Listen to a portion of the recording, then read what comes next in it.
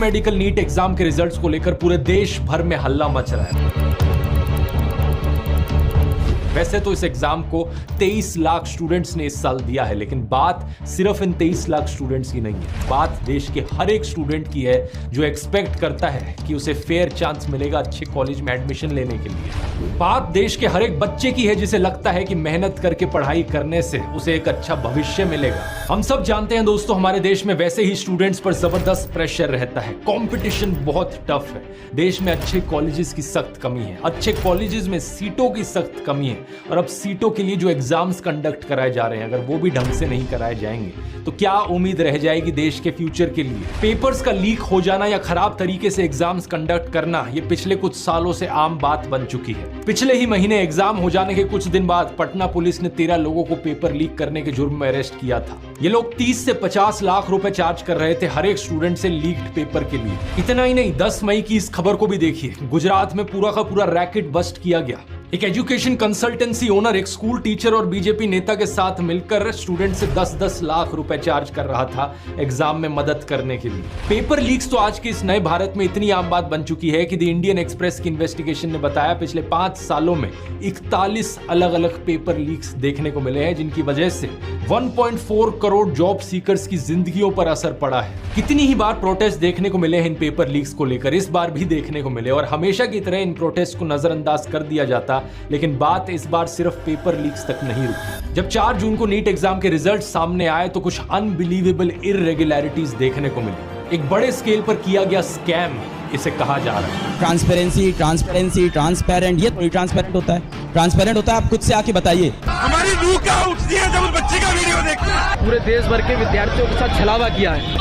छात्रों ने पेपर भरा था। नरेंद्र मोदी जी, चुप्पी छोड़ो। बेटा कुछ बोल ना, तू पास तो हो जाएगा ना।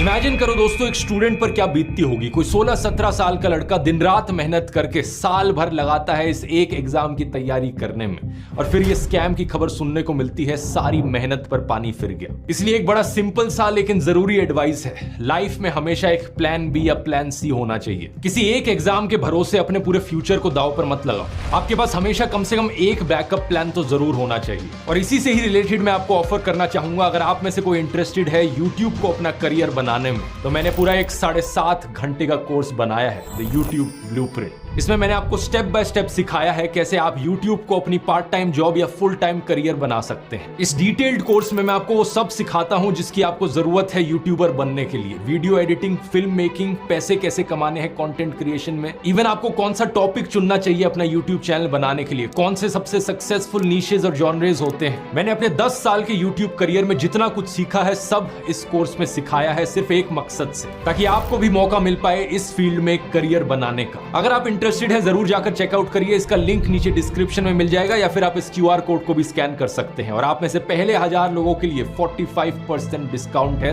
कूपन कोड इस्तेमाल कीजिए STUDENT45। तो जल्दी से जाकर चेकआउट कर सकते हैं। और अब टॉपिक पर वापस आते हैं। नीट यूजी का एग्जाम ये है national eligibility cum entrance test for undergraduates. ये देश भर के सारे मेडिकल, डेंटल और आयुष कोर्सेज का अंडर ग्रेजुएट्स एडमिशन एग्जाम है। देश में कराया जाने वाला इकलौता ऐसा एग्जाम। इससे पहले AIPMT का टेस्ट हुआ करता था, all India pre medical test. लेकिन जब वो होता था तो कई सारे मेडिकल कॉलेजेस और स्टेट्स के अपने अलग अलग प्री मेडिकल एग्जाम्स होते थे। इन सभी एग्जामों को एक एग्जाम से रिप्लेस करने के लिए नीट इंट्रोड्यूस किया गया 2013 में। शुरुआत में कई सारी स्टेट्स जैसे कि आंध्र प्रदेश, कर्नाटका, गुजरात, वेस्ट बंगाल, तमिलनाडु ने इसके खिलाफ प्रोटेस्ट किया था, इसलिए कई साल का समय लग गया और 2016 में जाकर ही पहला नीट एग्जाम कंडक्ट किया गया। पहले 3 सालों के जो नीट एग्जाम्स थे उन्हें ओवरसी किया गया था CBSE के द्वारा, लेकिन 2019 के बाद से इन एग्जाम्स को कंडक्ट कराने की रिस्पॉन्सिबिलिटी NTA को दी गई। NTA यानी नेशनल टेस्टिंग एजेंसी, ये एक ऑटोनोमस एजेंसी है जिसे नवंबर 2017 में एस्टैब्लिश किया गया था under the department of higher education of the ministry of education of India. इस एजेंसी को बनाया तो इस उम्मीद से गया था कि इसके पास अपना इंडिपेंडेंस होगा, हमें ज्यादा ट्रांसपेरेंसी देखने को मिलेगी एग्जाम्स कंडक्ट कराते वक्त, लोगों का कॉन्फिडेंस बढ़ेगा इन एग्जाम्स को लेकर। लेकिन हुआ इसका उल्टा ही है। आज लोगों का सारा गुस्सा इस NTA की ओर देखने को मिल रहा है। क्या कारण है इसके पीछे, आइए थोड़ा गहराई से समझते हैं। बात क्या है दोस्तों, प्रॉब्लम्स इस एग्जाम के कंडक्ट होने से पहले ही शुरू हो गई थी। 9 फरवरी 2024 को एनटीए ने इस एग्जाम की रजिस्ट्रेशन ओपन करी थी और 1 महीने तक का समय दिया था। डेडलाइन थी 9 मार्च रजिस्टर करने की, जो कि नॉर्मल है, 1 महीने तक का समय दिया गया, लेकिन 9 मार्च को 1 हफ्ते के लिए और एक्सटेंड कर दिया जाता है इस डेडलाइन को। अब ये भी कोई इतनी बड़ी बात नहीं है, क्योंकि हो सकता है कुछ स्टूडेंट्स इतने मगन हो पढ़ाई करने में कि वो इस 1 महीने में रजिस्टर करना ही भूल गए एग्जाम के लिए। ठीक है, उनके लिए 1 हफ्ते और एक्सटेंड कर दी डेडलाइन, लेकिन 1 महीने बाद और 9 अप्रैल को फिर से इस रजिस्ट्रेशन लिंक को खोला जाता है। 9 अप्रैल से लेकर 10 अप्रैल तक स्टेक होल्डर्स रिक्वेस्ट पर, और इसके बाद एक और बार एक करेक्शन विंडो दी जाती है 11 अप्रैल से लेकर 15 अप्रैल तक। ये किस स्टेक होल्डर की रिक्वेस्ट थी। इसके बाद एग्जाम कंडक्ट किया जाता है 5 मई को, और इसके बाद भी ढेर सारी पेपर लीक्स की खबरें आती हैं अलग अलग स्टेट से, कभी गुजरात से, कभी बिहार से, तो कभी उड़ीसा से। लेकिन असली मजाक शुरू होता है 4 जून को, जब रिजल्ट्स डिक्लेयर होते हैं। नीट का एग्जाम एक एमसीक्यू एग्जाम है जिसमें 4 अलग अलग सब्जेक्ट्स में सवाल पूछे जाते हैं, फिजिक्स, केमिस्ट्री, जूलॉजी और बोटैनी। हर एक सब्जेक्ट में 50 क्वेश्चन होते हैं, जिनमें से 45 अटेम्प्ट करने होते हैं, तो टोटल आउट ऑफ 200 180 क्वेश्चंस को अटेम्प्ट करना होता है। हर सही जवाब के मिलते हैं +4 मार्क्स, हर गलत जवाब के -1 मार्क। 3 घंटे 20 मिनट का समय दिया जाता है और मैक्सिमम मार्क्स जो पॉसिबल है वो 720 हैं। अब होता क्या है कि 67 स्टूडेंट्स फुल मार्क्स स्कोर करते हैं, 720 आउट ऑफ 720। सबके सबको ऑल इंडिया रैंक 1 मिल जाती है। ये एक बहुत ही अजीब चीज है, क्योंकि पिछले साल जो एग्जाम हुआ था उसमें सिर्फ 2 लोगों ने टॉप किया था। उससे पिछले साल 2022 का जो नीट था उसमें 4 लोगों ने टॉप किया था, लेकिन किसी को भी फुल मार्क्स नहीं मिले थे। 715 हाईएस्ट स्कोर था। उससे पिछले साल 2021 में सिर्फ 3 लोगों ने टॉप किया था, और अब अचानक से 67 लोग टॉप करने लग गए। ये कैसे हो सकता है? एनटीए ने इसको लेकर 3 रीजंस दिए। पहला, एक ऑफिशियल ने उनके कहा कि इस साल का एग्जाम काफी आसान था, इसलिए इतने सारे लोगों ने टॉप कर दिया। लेकिन जब स्टूडेंट्स और एक्सपर्ट्स से पूछा गया तो उन्होंने रिजल्ट्स आने से पहले कहा था कि एक्चुअली में इस साल का एग्जाम तो बहुत टफ था। वो कह रहे थे कि जो स्कोर होगा वो नीचे जाएगा, कोई टॉप नहीं कर पाएगा। दूसरा, एनटीए ने कहा कि इस साल जो नंबर ऑफ कैंडिडेट्स थे वो कहीं ज्यादा थे। 3 लाख ज्यादा कैंडिडेट्स अपेयर कर रहे थे इस एग्जाम के लिए 2023 के कंपैरिजन में। तो क्योंकि ज्यादा कैंडिडेट्स थे इसलिए नेचुरली हायर स्कोर्स देखने को मिलेंगे। लेकिन तीसरा कारण सबसे इंटरेस्टिंग है। एनटीए ने कहा कि इतने सारे रैंक 1 इसलिए आए हैं क्योंकि 67 में से 50 टॉपर्स को इन्होंने ग्रेस मार्क्स दिए हैं। इन 50 में से 44 स्टूडेंट्स को ग्रेस मार्क्स दिए गए क्योंकि आंसर कीज में कुछ डिस्क्रिपेंसी थी, और बाकी 6 स्टूडेंट्स को ग्रेस मार्क्स दिए गए टाइम रिलेटेड इश्यूज की वजह से। एक ये फिजिक्स का क्वेश्चन था इस एग्जाम में जिसमें 2 सही आंसर्स थे, क्योंकि एनसीईआरटी की एक पुराने एडिशन की टेक्स्ट बुक थी और एक नए एडिशन की टेक्स्ट बुक थी। दोनों में अलग अलग चीजें लिखी थी, तो सब्जेक्ट एक्सपर्ट्स ने कहा कि दोनों ऑप्शन को सही कहा जाना चाहिए। अब पहली बात तो क्या ये एग्जाम कंडक्ट कराने का कोई तरीका होता है? वहां स्टूडेंट्स 12-12, 13-13 घंटे पढ़ते रहते हैं एक साल के लिए, और यहाँ एनटीए से अपने क्वेश्चंस ढंग से नहीं लिखे जाते। और दूसरा, ये कैसा एग्जाम है जिसमें 75% टॉपर्स सिर्फ इसलिए टॉपर्स बने हैं क्योंकि उन्हें ग्रेस मार्क्स मिले? इस चीज को थोड़ा और गहराई से देखते हैं। इस क्वेश्चन को देखो जरा। क्वेश्चन था कि इन दोनों में से कौन सी स्टेटमेंट करेक्ट है। पहली स्टेटमेंट है atoms are electrically neutral as they contain equal number of positive and negative charges, और दूसरी स्टेटमेंट है atoms of each element are stable and emit their characteristic spectrum. इस क्वेश्चन का सही जवाब है कि पहली स्टेटमेंट सही है और दूसरी स्टेटमेंट गलत है, यानी कि ऑप्शन नंबर 4।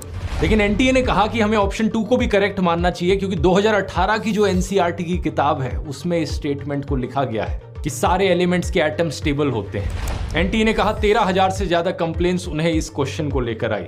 लेकिन क्या इस रीजन की वजह से गलत आंसर को सही कर देना सेंस बनाता है? क्योंकि 2018 के बाद से जितनी भी एनसीईआरटी की किताबें छपी हैं उन सब में इसको करेक्ट कर दिया गया था। और दूसरी बात, ये एक बड़ा ही सिंपल और लॉजिकल सा फिजिक्स का क्वेश्चन है जिसका जवाब एक 10th क्लास के बच्चे को भी पता हो। तो सवाल ये उठता है कि ये कौन से बच्चे हैं जो 6 साल पुराने एडिशन की किताब को पढ़ रहे हैं और उनके लिए यहाँ पर ग्रेस मार्क्स दिए गए। तो ये है एनटीए के 3 अलग अलग कारण, सारे के सारे फैक्चुअल और लॉजिकल लूप होल से भरे हुए। अगला सवाल ये उठता है कि ये 6 टॉपर्स कौन हैं जिन्हें ग्रेस मार्क्स दिए गए टाइम की कमी की वजह से? क्या ये सारे 6 टॉपर्स एक ही एग्जाम सेंटर से बिलोंग करते हैं? ये पॉसिबल है। ये 6 टॉपर्स उन 1563 स्टूडेंट्स का हिस्सा है जिन्हें लॉस ऑफ टाइम की वजह से ग्रेस मार्क्स दिए गए।